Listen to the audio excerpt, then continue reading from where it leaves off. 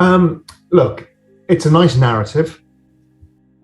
And if the technology is as powerful as we think it is, and it has network effects, it will go up in value over time. Does it offset the central bank balance sheet? It looks that way, but who knows? It's an exponential bloody asset. It goes up anyway. It should do in theory. So yes, it probably is a long-term store of value, but who just wants to store value? If those are your concerns, then the combo of gold and Bitcoin is actually a nice portfolio. It's actually pretty decent. And you can sit that quietly. Gold dampens the volatility somewhat. Crypto gives you upside. Super interesting.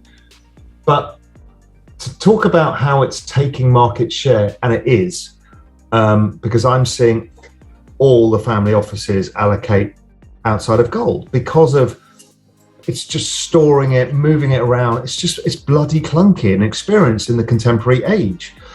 And like one of my clients for Global Macro Investor is a famous, very elderly, well, in age, not in mind, Italian industrialist. And I mean, he's a gold guy. He's a gold guy. You know, he grew up having to escape the war into Switzerland, across the border from Italy, blah, blah, blah. So he's gold guy through and through. I mean, his crypto position now for the last 2 years has been 5 times that of his gold position. I sold my gold because I had a bunch of gold. I saw what was coming, and gold was obviously the right thing to hold. And I sold my gold because I just looked at the Bitcoin gold chart and said, why do I own gold? That's not to devalue the value of gold in somebody's portfolio, but it wasn't right for me. I didn't need it. What I saw was the biggest opportunity. So I'd use it to cushion because we didn't know what the hell was going to happen in March, April, May. But then after that, I'm like, no, now's the time to go for the other opportunity. Gold served its great purpose for me, worked very well. Let's move on. And what risk we're running there has that layer less of risk. You know, we've got a great gold storage vault here in the Cayman Islands. It's a grade 1 storage vault, and that at least there's no liability, no loan against it, no nothing. And that's gold's great thing. That's where it shines. Because even if something goes wrong, let's say you've got 5 of these different yield plays, and one of them goes wrong for whatever reason, so your blended return ends up being 6%. It's still compared to normal, right? So even with default or something going wrong risk, if you diversify, is absolutely fine. I'm sure of it.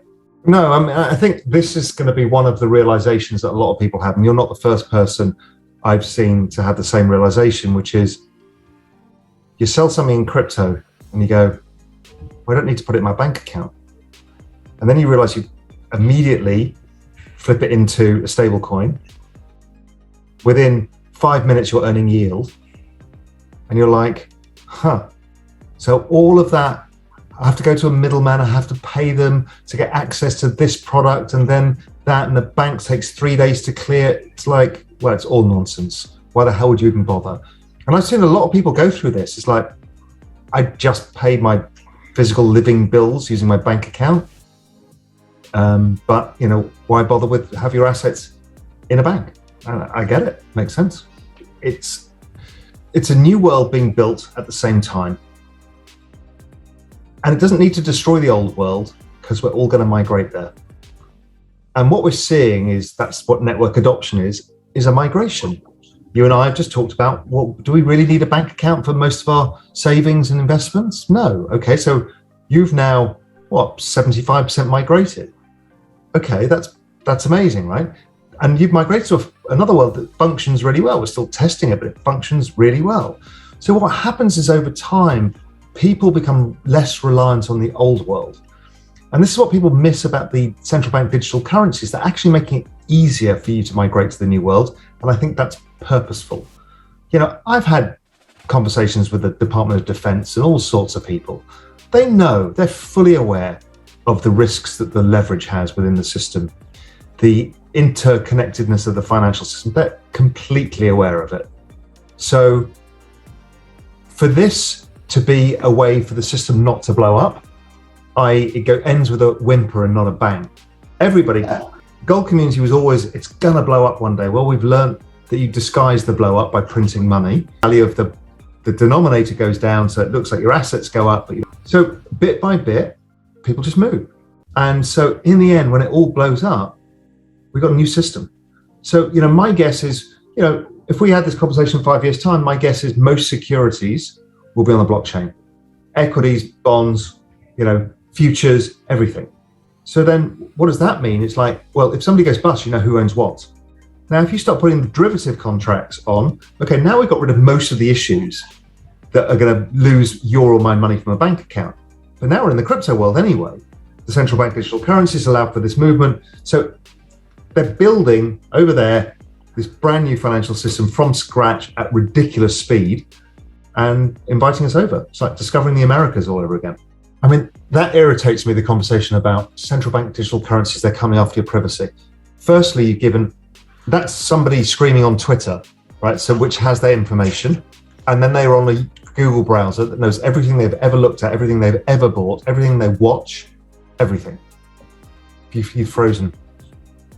Basically, Google knows every single thing that you do. In my house, I've got Nest. That knows, because you come in the house, you put your phone down. Well, the Nest knows what room you're in. It knows, Google knows where you are. So do Apple, anywhere in the world, any time of day. And everyone goes, well, governments and money. I'm like, okay, how often do you use dollar bills?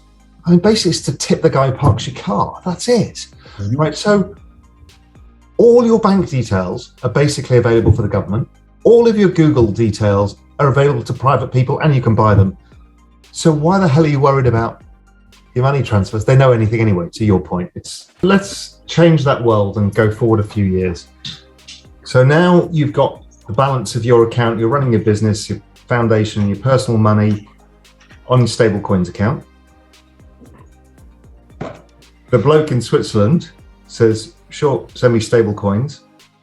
The transaction is fully confirmed and verified in about 5 minutes.